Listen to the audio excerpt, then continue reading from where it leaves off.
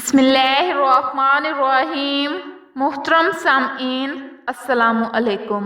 एक मर्तबा अल्लाह के नबी हजरत ईसा अलैहिस्सलाम अपने साथियों के साथ चल रहे थे। इतने में आपके हवारियों ने कहा, ए ईसा इब्ने मरियम, क्या आपका खुदा आसमान से खाना उतार सकता है? तो ये सुनकर अल्लाह के नबी हजरत ईसा अलैहिस्सलाम ने फरमाया, ए लोगो, अगर तुम मोमिन हो तो अल्लाह से डरो। उन्होंने कहा, हम तो अपने ईमान की ताजगी के लिए अर्ज कर रहे हैं ताकि हम अल्लाह की कुदरत को देखें और पेट भरकर खाना खाकर अपने ईमान को बढ़ाएं। और वो लोग जो कुफर पर हैं, इनका ईमान भी आप पर हो जाएगा। बस ये सुनकर अल्लाह के नबी हजरत ईसा अलैहिस्सलाम ने हाथों को बुलंद किया और अल्लाह के दरबार में दुआ मांगी कि ए रब्बुल आलमीन, ए रब्बे जुल जलाल, हमारे लिए आप आसमान से दस्तरख्वान उतार दें ताकि हमारे और आने वाले लोगों के लिए ये निशान ईद बन जाए। बेशक तू बेहतरीन रिस्क देने वाला है। बस अल्लाह तबारक व तआला ने जैसे ही हजरत ईसा अलैहिस्सलाम की दुआ सुनी तो फरमाने लगे, ए ईसा इब्ने मरियम,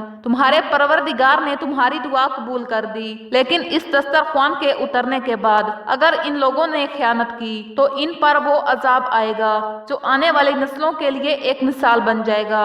अभी ये अल्फाज मुकम्मल हो ही रहे थे कि इतनी देर में आसमान से फरिश्ते दस्तरख्वान उतार कर ले आए, जिसमें 7 मछलियां और 7 रोटियां थी। बाज़ रवायतों में है कि आसमान से मछली और गोश्त उतरा, और कुछ रवायात में है कि एक बड़ी मछली खूब पकी हुई और किस्म किस्म की सब्जियां और रोटियां दस्तरख्वान पर मौजूद थीं। और एक रोटी पर रोगने जैतून, एक पर शहद और एक पर घी, एक पर पनीर और एक पर गोश्त की बोटियां थीं। जैसे ही हजरत ईसा अलैहिस्सलाम के हवारियों ने इस नौरानी दस्तरख्वान और रोटियों को देखा तो इनमें से एक, जिसका नाम शिमून था, जो अपनी कौम का सरदार था, कहने लगा, ए रूह अल्लाह, क्या ये दस्तरख्वान दुनियावी खानों में से है या आसमानों के? अल्लाह के नबी हजरत ईसा अलैहिस्सलाम ने फरमाया, ये दस्तरख्वान न दुनिया के खानों में से है न आसमानों के, बल्कि तुम्हारे परवरदिगार ने अभी अभी इजाद करके तुम्हारे लिए उतारा है। फिर आप फरमाने लगे, खूब पेट भर कर खाओ और इसमें खयानत न करना और ना ही कल के लिए जखीरा करना, वरना अल्लाह का अजाब तुम पर आ पहुंचेगा। लेकिन अफसोस,